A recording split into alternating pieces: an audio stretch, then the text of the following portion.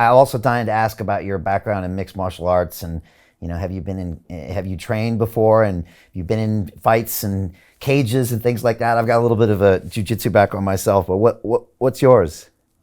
Yeah, so when I moved from my mom to my dad, when I was either just about to turn 7 or just turned 7, um, like I had some social problems just from being homeless for like 2.5 years at that point. And my dad put me in martial arts.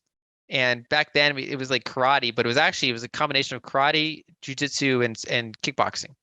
Uh, And over time, they branded themselves as MMA when that term became more popular. It was essentially MMA from the beginning, but we had belts and we broke wood, and like it was kind of like MMA combined with those traditional karate elements, and they gradually kind of drifted away from the karate part. Um, and so I that was kind of like my main sport growing up, all the way until I went to college. And so I was bad at most, like anything with hand-eye coordination, like anything involving balls. I'm terrible at, and I never really even had talent for martial arts. It's just the one thing I did week in, week out, multiple times a week.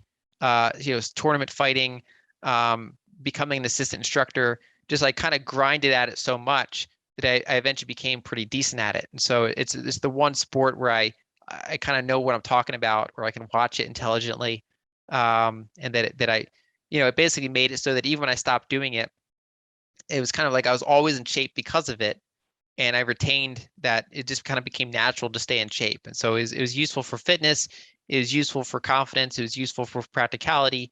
And it was also like a lot of my friends back then were, I had more friends from martial arts than from school. So it was kind of a neat thing.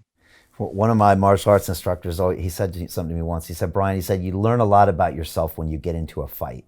That's what he said. And I was wondering if you ever learned something about yourself when you're in a knockdown, drag out fight in there with someone with a will who's bigger than you, and yet you still have to keep fighting. Have you had those moments? Absolutely. I think that's huge. And it's one of those things where people fear things that they never tried. And so part of grinding and getting better at martial arts is just getting used to being hit or used to being thrown down and crushed. Obviously you want to do it in a a responsible way. You don't want to get injuries. I have a couple, I did it long enough that I have a couple injuries that I still have around it in a slight way. But overall, as long as it's a responsible environment, you get a lot of use out of that. So in our basically we often said, what makes a black belt is not someone who never gets hit, is someone who gets hit and doesn't care. And so that's something that we emphasize a lot when, someone comes in, they're soft, and then over time, in addition to building up their actual muscles and bone density and things like that, they also just get used to discomfort in a way that I think is applicable to other areas of life as well.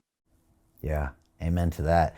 I just have a lot of respect for watching these fighters walk into the cage at a UFC event, and you look at them like they're these, like they're stone cold, or they're these, professionals. But then you hear behind the scenes, and they'll, like Cowboy Cerrone says, when I'm walking to that cage, I keep thinking to myself, what are you doing? This is the stupidest thing you're ever doing. What am I doing here again? I don't want to be here. Like most of them still say, it's quite a mental challenge to lock yourself in that cage with someone else, even the pros.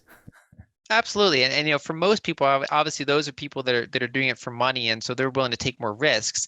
But for a lot of people, their tournaments they'll have helmets on, right? So they'll, you're less likely to get, concussions, less likely to break your nose, obviously.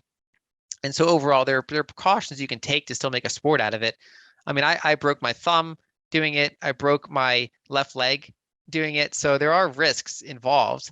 But especially as a more casual practitioner, um, you get a lot out of it. And it's really not that more dangerous than any other, semi-intense sport like football or some of these others.